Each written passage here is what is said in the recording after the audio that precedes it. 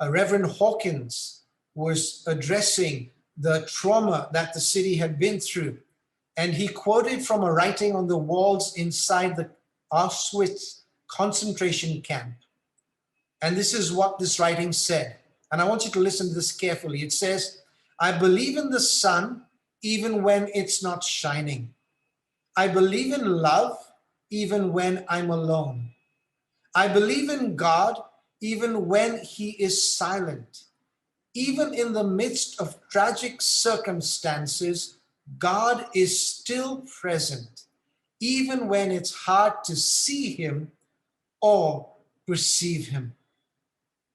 That was somebody in a concentration camp, perhaps almost ready to face death, but still held on to knowing that God was with him in that most difficult of circumstances.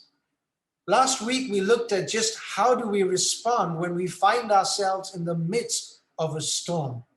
And just knowing that Jesus is with us in the boat and us having the right attitude enables us to come through a storm, whatever that storm may be, to come to a place of peace and calm in our lives. You know, God never promised us a life with the absence of pain and suffering. He never promised us a life with the absence of tragedy and trials. He never promised you a life without the fractured relationships and friendships. Instead, the Word of God makes it certain that in order to follow Jesus, a disciple must pick up the cross and follow him. And what does it mean for you and me in our relationship of discipleship with Jesus to pick up our cross, to deny ourselves, and to follow him? So much of today's Christianity is centered around the me.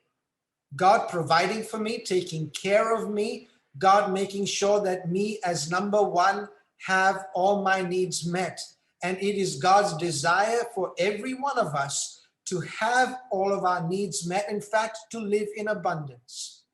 But that abundance is emplaced upon us, and it is incumbent upon us in that season and time of abundance, whatever that may be for each one of us, to also be as generous, as giving, as large-hearted as we all can according to the capacity of our faith.